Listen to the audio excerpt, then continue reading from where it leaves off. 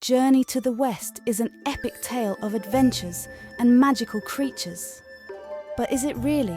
Much like the shape-shifting Wukong, the novel can change itself completely when you look at it from a different point of view. Today, we uncover the many layers of this classic story and see how one novel can touch so deeply on the topics of mythology, politics, and spirituality, cementing itself as one of the greatest works of literature in Chinese history. For those unfamiliar with the story, Journey to the West is an epic tale about 4 adventurers, 5 if you count the horse, who travel to the West to retrieve sacred Buddhist scriptures. Their mission is to help enlighten humans in the East and help them overcome their sinful ways. The most famous and powerful of these adventurers is Sun Wukong, the great sage, who does a lot of the heavy lifting. During the journey, they are met with 81 trials, each involving magical creatures and gods in some way. On the surface, Journey to the West appears to be an epic tale of heroes searching for an elusive treasure while battling magical enemies.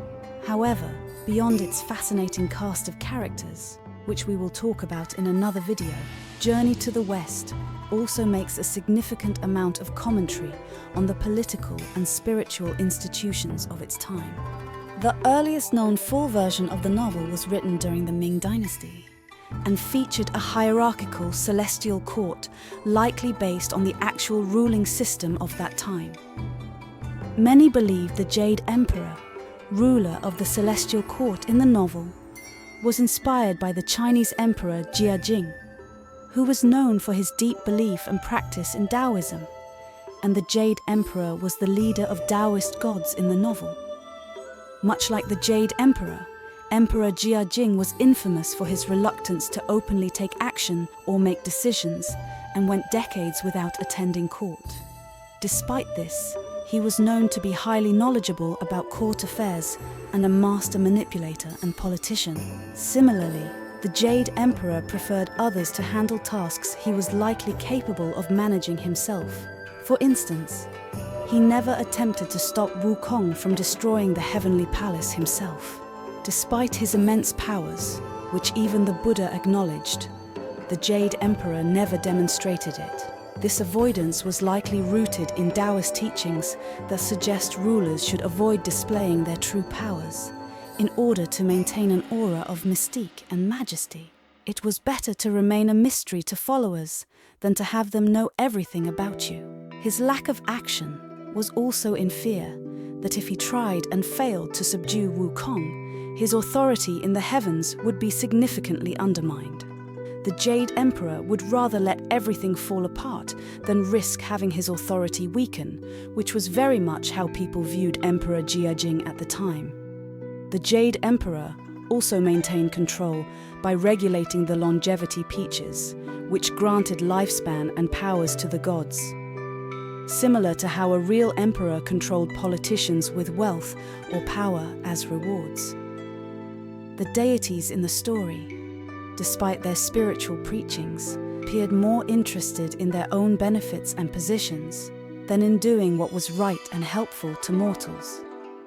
This could be seen as a criticism of the politicians who were more focused on their personal gains than on serving the people. While the novel talks a lot about the spiritual transformation and redemption of the main characters, as well as Taoist and Buddhist teachings, there are also many instances of hypocrisy committed by the gods themselves.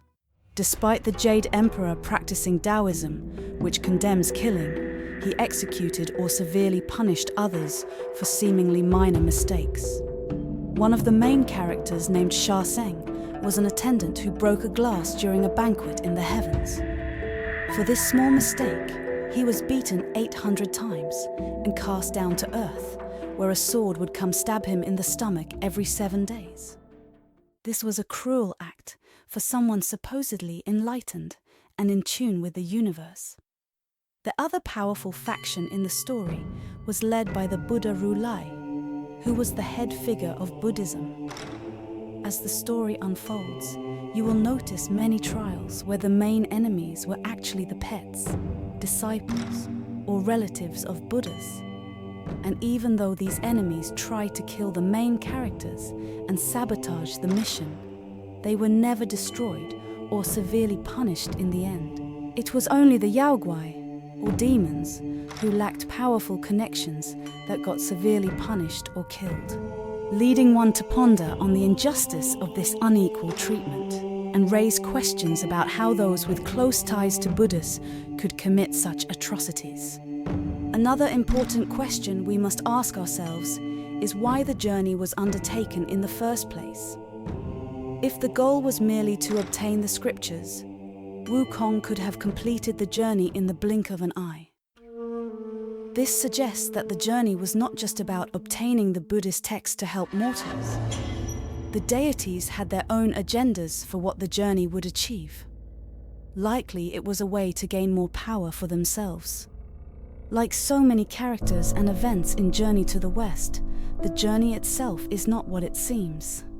The Taoists, represented by the Jade Emperor, and the Buddhists, represented by the Buddha, are two separate celestial factions that are all vying for influence in the world. You can see them as two teams working in the same company, each striving to outshine the other while claiming to work for the benefit of the company. Wukong's second master, Tang Sanzang, is a monk and is the reincarnation of the Buddha's disciple Jin Chanzi. In Chinese mythology, gods must go through reincarnations and trials known as duji in order to reach the next stage of power. Think of it as a way for gods to level up, and so it can be seen that these trials and the journey were a way for the Buddha's disciple to increase his powers, as well as spread the influence of Buddhism in the mortal realm. All three main characters who guarded Tang Sanxiang on the journey have worked for the Jade Emperor in the past and had been harshly punished by him. All of them were later indoctrinated into the pantheon of Buddhist gods. Why did the Buddha have to pick these specific individuals to go on the journey? It all seems too coincidental. One theory is that the Buddha picked gods who held a certain amount of grudge against the Jade Emperor and could be used against him one day if needed. Wukong would obviously be a good ally to have, since he is very powerful and could single-handedly defeat the entire army of the heavens. One might wonder why the Buddha would even need to add allies to his side, since he appeared to be much more powerful than the Jade Emperor. The Jade Emperor had asked the Buddha for help when Wukong could not be stopped, and so it is easy to assume that the Buddha is much more powerful than the Jade Emperor. But the truth is, they are likely equal in power. The Jade Emperor became the leader of the Taoist gods because he overcame 1,750 heavenly tribulations, with each tribulation lasting 129,600 years, making the Jade Emperor more than 200 million years old. Even the easiest trials involve being struck by divine lighting or firestorms. Failing a single tribulation would lead to the end of an immortal soul. The Jade Emperor had endured unimaginably difficult trials, and he was able to overcome them all, thus earning him the place of Emperor among the immortals.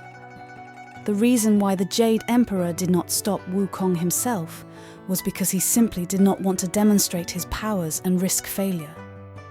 This was a similar situation for the Buddha, who would also prefer others to do his biddings. Journey to the West is packed with so much more interesting discussions on topics of mythology, politics, and spirituality. And we have barely scratched the surface today. Hopefully, this video has given you a better understanding of the different facets of Journey to the West.